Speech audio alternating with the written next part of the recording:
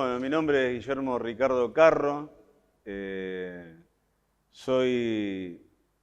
Formé parte de la primera escuadrilla naval de helicópteros de la Armada Argentina. La escuadrilla fue entre uno de los destinos, fue embarcada en el crucero General Belgrano. Me embarqué con 2 pilotos y 7 mecánicos. Yo formaba parte de la tripulación de la escuadrilla como mecánico. Me embarqué el 13 de abril de 1982 en Puerto Belgrano. Soy del plantel profesional de la Armada, no era soldado, era personal militar. Tenía 19 años, había hecho el curso de aviador naval y me había incorporado a la primera escuadrilla naval de helicópteros. Y después empecé la campaña de Malvinas en el crucero Belgrano.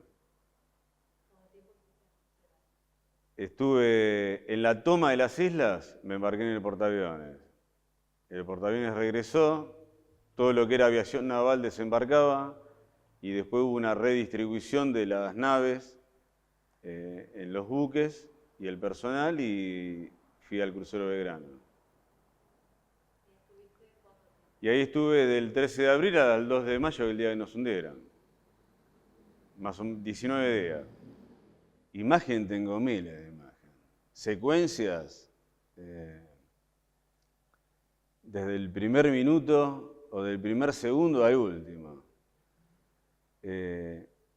Experiencias las peores y mensaje para los chicos que la violencia no lleva a nada. A nada, porque si bien no somos el hilo más débil de la guerra la organizan los poderosos y la entregan los más débiles, no los más débiles, sino por el hilo más débil que es la tropa.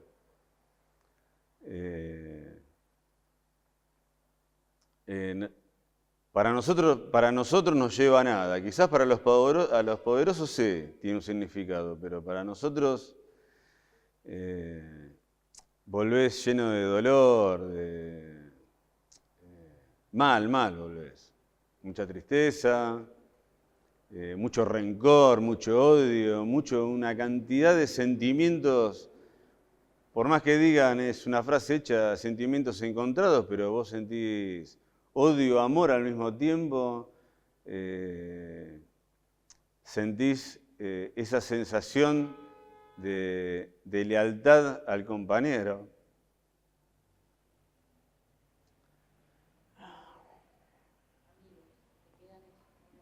Sí, amigos no éramos, pero el funcionamiento, yo te puedo decir lo que es en una escuadrilla o en un buque, es un trabajo coordinado como si fuese un motor. Una pieza no funciona y el motor no anda. Y desde el último conscripto, que alrededor del 25% del buque eran soldados conscriptos, hasta el comandante, tenía que funcionar. Y si el buque andaba bien es porque toda la tripulación andaba bien. Cada uno hacía lo que tenía que hacer y era un trabajo coordinado entre todos.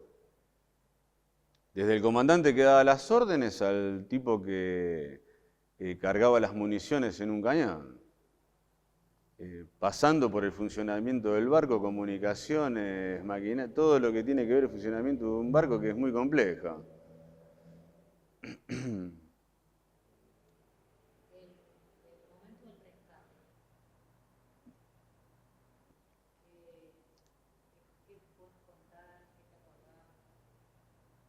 Podemos ir al momento de los torpedos, del ataque.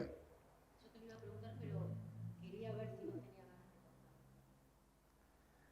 ganas de contar. Y sí, mirá, nosotros estuvimos la madrugada del 2 de abril en alerta roja porque por la información que teníamos, habíamos entrado a las 200 millas marinas, que había sido puesta por los ingleses.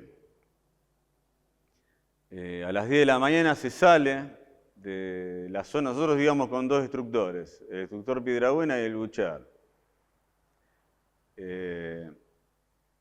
Salimos y se le da descanso a la tripulación y se mantienen las guardias.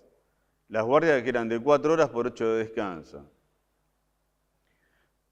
Nosotros hacíamos guardia en el hangar porque hacíamos el mantenimiento del helicóptero y bueno, teníamos que estar preparados para el alistamiento de la máquina.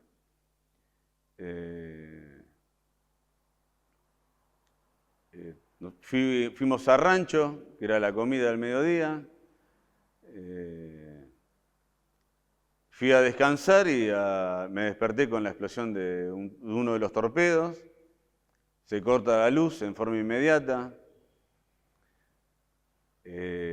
Alrededor de 5 segundos pega el segundo torpedo, que es el torpedo de proa. Y había un compañero que me dice, Guille, levantate que nos dieron. La verdad que el ruido dentro del blanco era ensordecedor. No dudé que había sido un ataque. Así que estábamos 2 cubiertas abajo, o sea, completamente oscuras. Buscamos la escalera que estaba a unos 10 metros. Salgo a la primera cubierta y me encuentro con gente del medio del barco, como yo estaba en la popa del barco.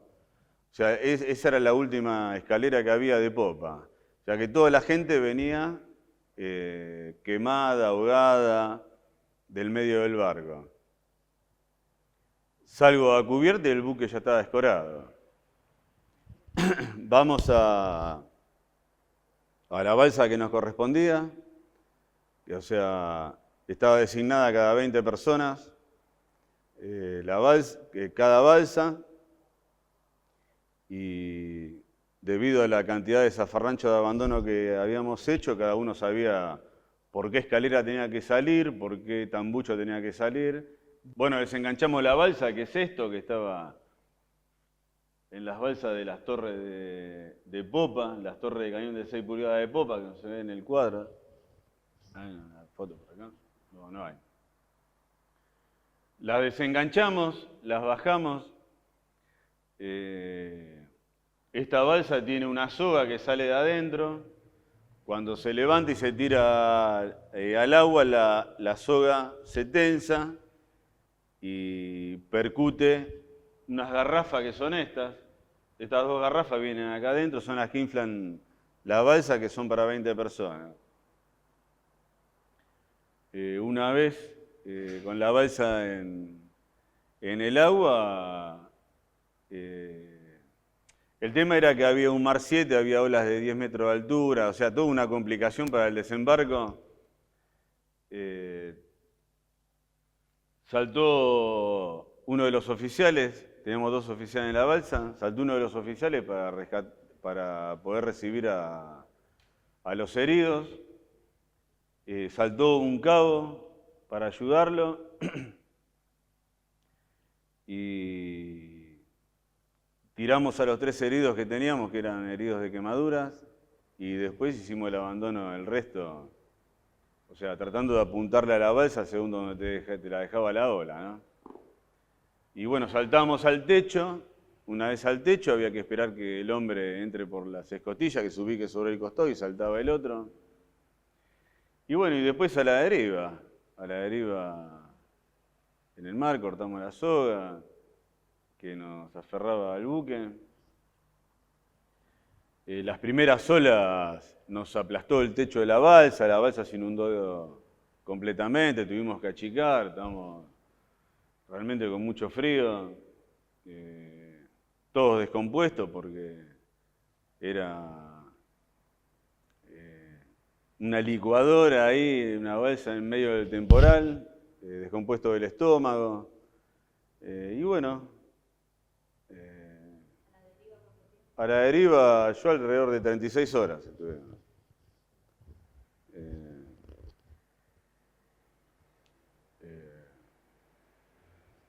El estado de ánimo sabíamos que no teníamos que gastar energías porque toda la energía que gastáramos, o sea, la íbamos a necesitar para vivir.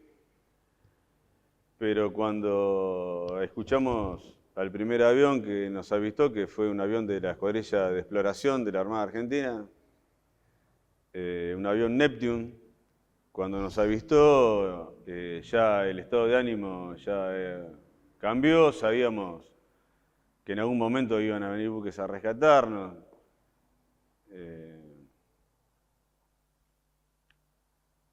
Eso fue, no sé bien a qué hora, pero después pasó un F-28 también de la Armada, un avión de transporte, también pasó sobre la zona. Nosotros no veíamos el resto de las balsas, pero por lo que cuentan, había el grupo de balsas iban navegando juntas, digamos que había un grupo de balsas que se las llevaba la corriente. Y en la madrugada del 4 nos rescató el aviso Burruchaga. A mí me tocó el aviso Burruchaga.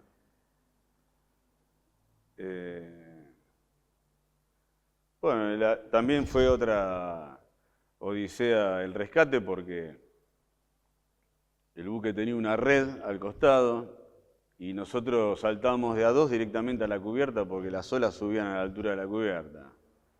Entonces ellos organizaron el rescate con la gente que estaba bien, después bajaban buzos tácticos a rescatar a los heridos. Pero fue bastante riesgoso el rescate también. ¿Cómo fue el después?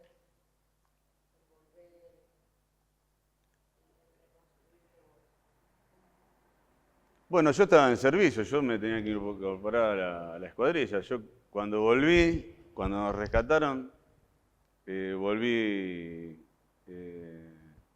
nos trajo un avión a la base Espora, eso está en Bahía Blanca, y yo vivía ahí, en la base Espora.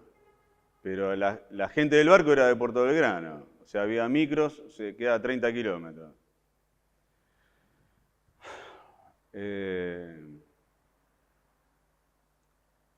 Yo me quedé ahí y al otro día todos los sobrevivientes del crucero fueron al Hospital Naval de Puerto Belgrano, o sea que los 4 que habíamos rescatado, que éramos de la base aeronaval, más los 2 pilotos, fuimos a hacer los estudios al Hospital de Puerto Belgrano y me incorporé a la escuadrilla me dio licencia hasta que me llamen. Y me llamaron a los 10 días más o menos que me tenía que incorporar y me incorporé a la escuadrilla y me llevaron a Río Grande. O sea que vos te estabas recuperando físicamente del sufrimiento y al tiempo, muy poco tiempo tuviste que... Sí, volví, incluso la escuadrilla había desembarcado, o sea, la flota prácticamente no estaba navegando por el tema de la cantidad de buques ingleses que había en la zona, así que toda la aviación naval trabajaba desde el continente, desde la isla. Y bueno, me incorporé a la escuadrilla y me preguntaron si era voluntario a ir a Malvinas porque había una misión o sea, había un proyecto que no se cumplió, que era embarcar 2 helicópteros en un Hércules y llevarlos a Malvinas y trabajar desde Malvinas, pero eso fue llevando tiempo, se fue atrasando y bueno, después se rompió el puente aéreo y no se pudo hacer.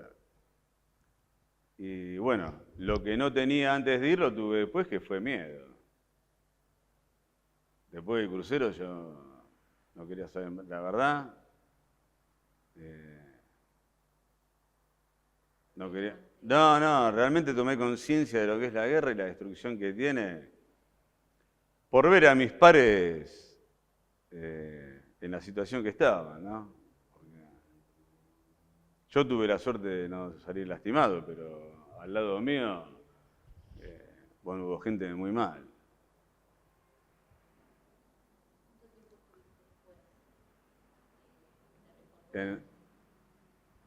No, fue inmediato. A ver si entiendo la pregunta. Me fui a mi casa, a los 10 días volví a la escuadrilla. 10 días. Sí, en los 10 días vine acá a La Bayona. Y fue muy emocionante, fue más emocionante de mi familia que mío. Porque yo, como tuve un retraso en entender todo lo que había vivido.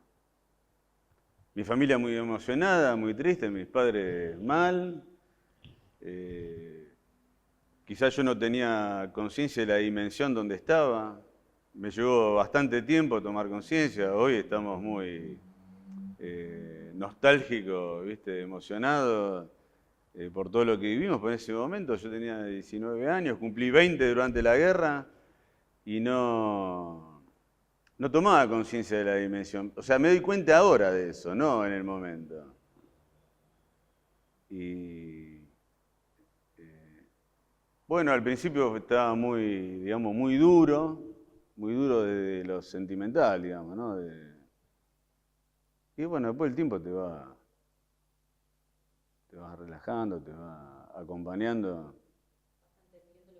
Sí, vas entendiendo y te va... O sea que Guillermo, vos lo que tenés, a diferencia de muchos relatos, es dos regresos. El primero y bueno, y el último. Tu segundo regreso. Sí, el primer regreso fue, claro, cuando vi el crucero. Y el último regreso fue después de la rendición, que yo vine de Río Grande en un vuelo directamente ¿cómo es?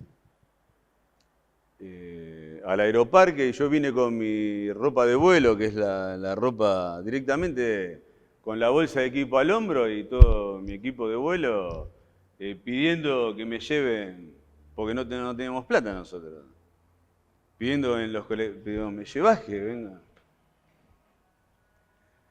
Y bueno. Vos después de irte de baja, ¿cuánto tiempo es? Y yo tenía un contrato firmado hasta el 84. Y en enero de 84 tengo la baja. Me vino para renovar, me ofrecieron el ascenso en la jerarquía y yo le dije que no, que no. Que no.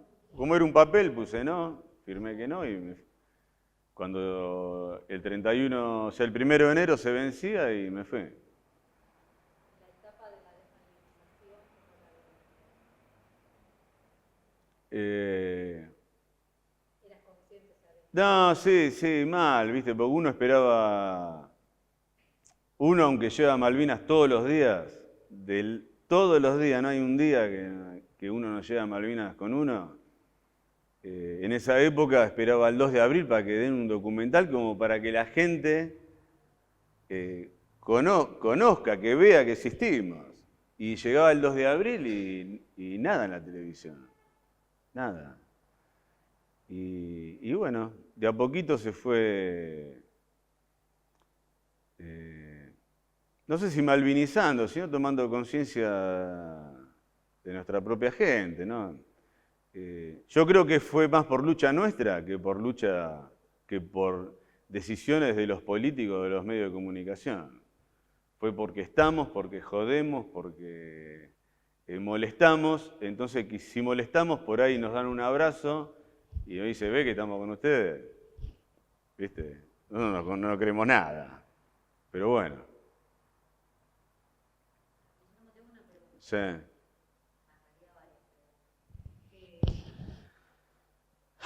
Si alguien te dice que vos sos un héroe, ¿vos qué le decís?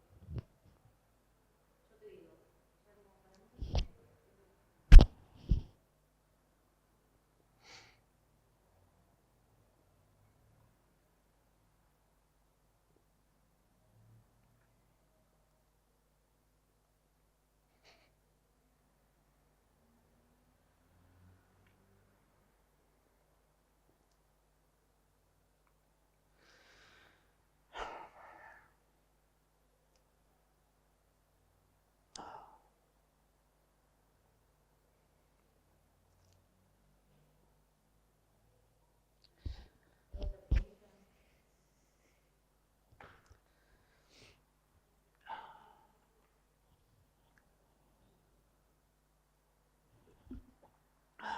Y puede ser, no sé.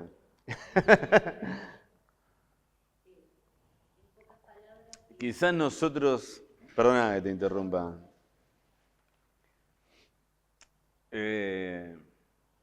nosotros por ahí lo vemos de distinta visión, ¿no? Es como el protagonista y la tribuna, ¿no?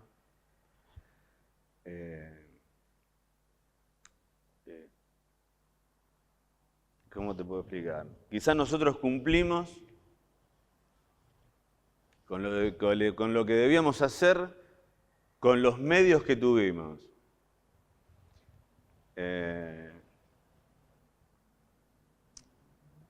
En un país donde si no ganás sos un perdedor,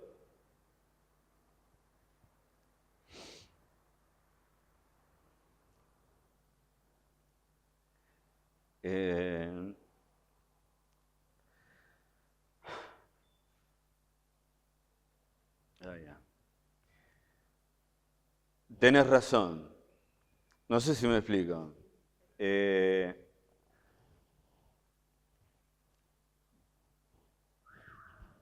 Cuando yo volví del crucero, había en mi casa vecinos que ni siquiera conocía.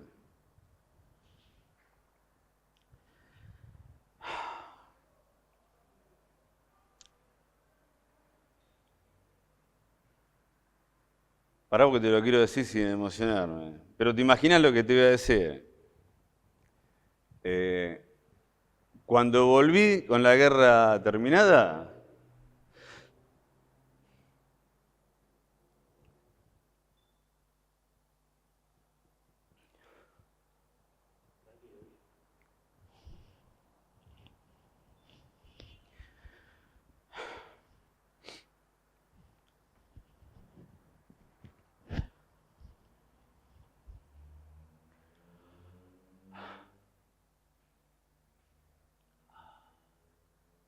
bueno, solamente mi familia estaba. Sabía lo que te iba a decir, pero bueno.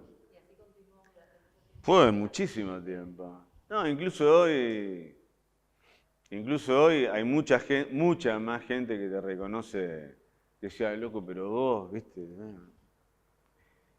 Y sin ir más lejos, me encontré con un amigo de la infancia, que hacía mucho tiempo que no nos veíamos.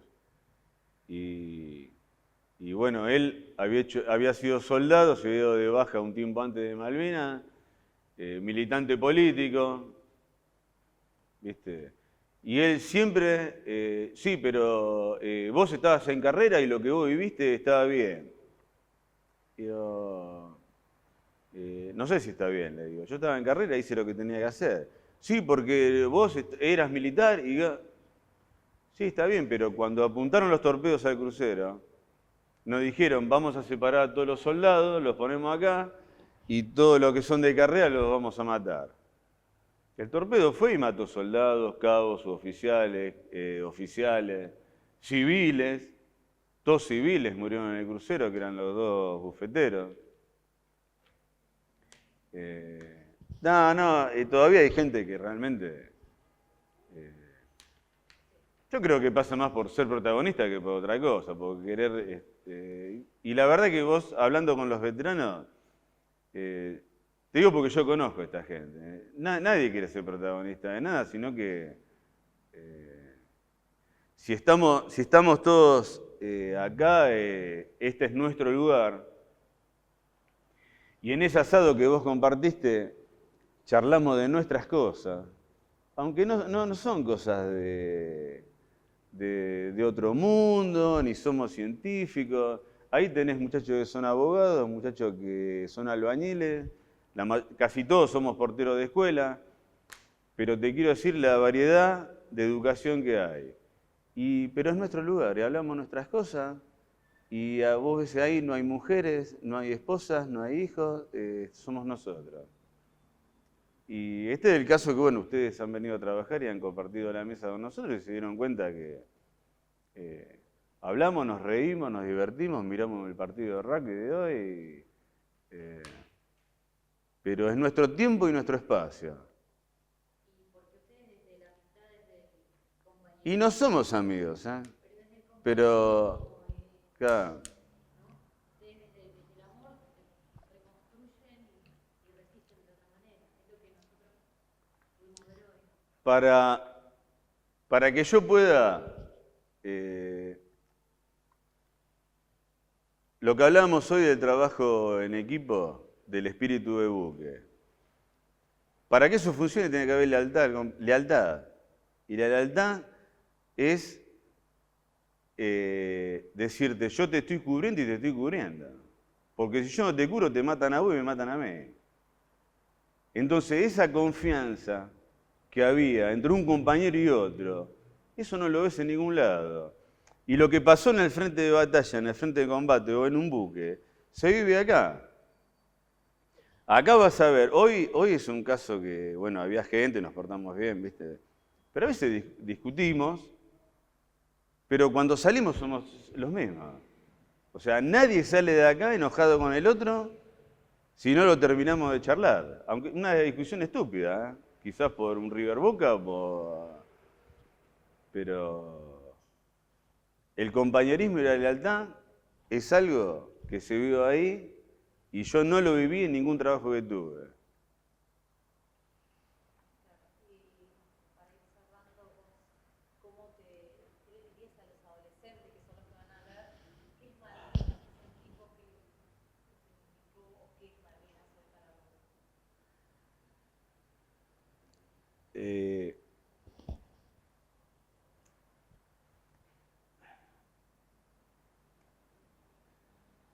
Y es un poco difícil dar una descripción de lo que significa Malvinas porque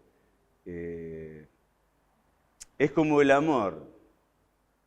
Es difícil de explicar el amor cuando pasa por el corazón y no pasa por hechos. En realidad pasó por hechos, pero no te lo puedo demostrar a vos en palabras quizás la profundidad de lo que significa. A un adolescente le puedo decir que respeten los símbolos patrios, que respeten nuestra bandera, que eso nos va a llevar, más el esfuerzo de cada uno, a ser un país grande de verdad.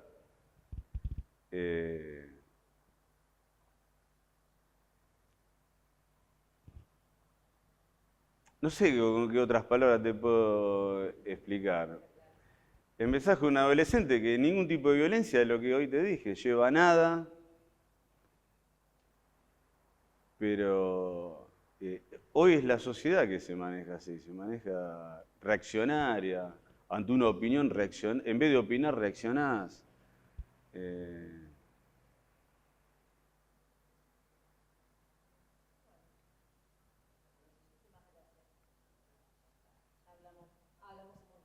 Él quiere lo que le explique lo de los alfileres. Claro,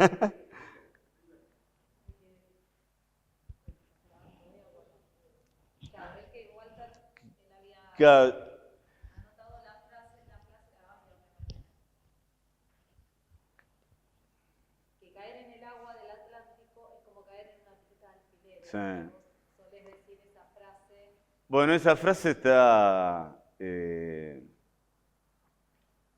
que es tan real, porque cuando la escuché quedé realmente decir, no hay mejor descripción que la que dijo, era un soldado del crucero que se llama Heinze, no sé si es de San Miguel o de San Martín, de un lugar de eso. Cada tanto nos vemos, cuando hacemos las reuniones de camaradería de crucero, nos vemos. Y lo vi en un documental que me trajeron del crucero y estaba él diciendo esta frase que me pareció tal cual, ¿eh? Caerse en agua congelada es... No, es terrible, es caerse en una pileta con alfileres, es terrible, bueno, yo creo que sobrevivimos por los 19 años que teníamos, pero bueno. ¿Volviste vos a Malvinas? La Armada me invitó para los 25 años a hacer una ceremonia simbólica en alta mar, que salimos de Ushuaia en el destructor Hércules, y ahí viajó de acá un grupo de familia, de acá y de Bahía Blanca, porque en Bahía Blanca hay muchos familiares de caídos en el crucero. Y hicimos una navegación a la altura de Río Grande y simbólico a los 25 años del hundimiento. Fuertísimo, fuertísimo. Porque ahí estás con los sobrevivientes, con los familiares de los que cayeron. Y sí, en el mar, pero como que ahí encontrás tu lugar y como que no es un problema estar navegando. Porque obvio que estás mucho más relajado, pero fue muy fuerte también. Fue como para los soldados volver a Malvinas, como que están regresando cada tanto. Bueno.